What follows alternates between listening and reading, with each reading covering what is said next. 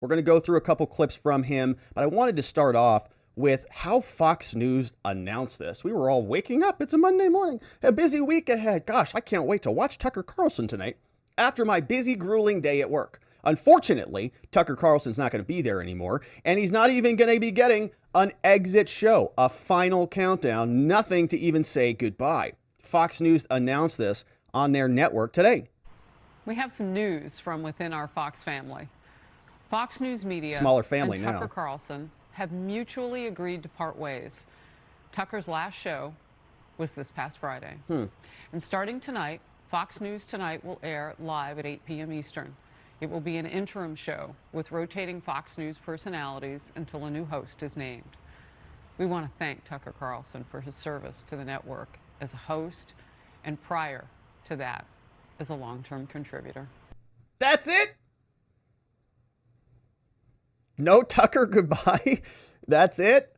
He was number one over there in a major demo. I think 5 was actually the number one highest show, but I think he had a certain demo. He was killing it. He was crushing it. And that's it. I guess that's it. You're done. You're out of here. So that felt a little bit weird, felt a little bit unsatisfactory. And people are wondering what actually happened here.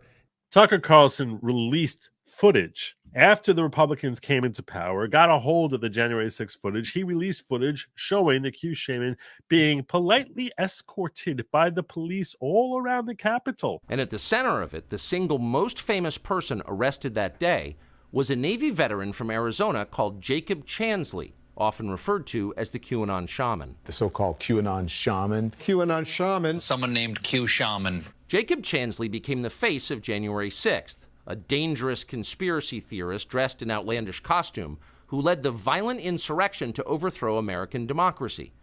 For these crimes, Chansley was sentenced to nearly 4 years in prison, far more time than many violent criminals now receive. What did Jacob Chansley do to receive this punishment? To this day, there is dispute over how Chansley got into the Capitol building. But according to our review of the internal surveillance video, it is very clear what happened once he got inside. Virtually every moment of his time inside the Capitol was caught on tape. The tapes show that Capitol Police never stopped Jacob Chansley. They helped him. They acted as his tour guides. Here's video of Chansley in the Senate chamber. Capitol Police officers take him to multiple entrances and even try to open locked doors for him. We counted at least 9 officers who were within touching distance of unarmed Jacob Chansley. Not one of them even tried to slow him down. Chansley understood that Capitol Police were his allies. Video shows him giving thanks for them in a prayer on the floor of the Senate. Watch. Thank you, Heavenly Father, for giving the inspiration needed to these police officers to allow us in this building. Contrast the reality of what Jacob Chansley did in the Capitol building on January 6th, the indisputable facts recorded on video, some of which has never before been seen, with the depiction of Jacob Chansley that you've seen in the media for more than 2 years. He's a terrorist, they said. He should be killed. Shoot him. Shoot him. Like, you burst into the United States, if he was dressed like bin Laden, would you have shot him? Shoot him. Shoot him. It makes you wonder, who are the violent extremists here? Not Jacob Chansley, and the video proves that. But you would never have known from the media coverage. The people sitting in the chairs need to be sitting in a jail cell. Chansley is in a jail cell. He's been there for months. If he was in fact committing such a grave crime, why didn't the officers who were standing right next to him place him under arrest? Until now, no one could even prove that even happened. But it did. So yes, this morning I am furious. Millions of Americans are furious. I was here on January 6th. Many of you saw the footage as I ran for my life, coming within a few feet of these criminals. Yeah. So we invited Schumer on, McConnell. Anybody is always welcome to come on our show. If we got something wrong, tell us how. If you think we altered the tape in some way, tell us how. But they won't.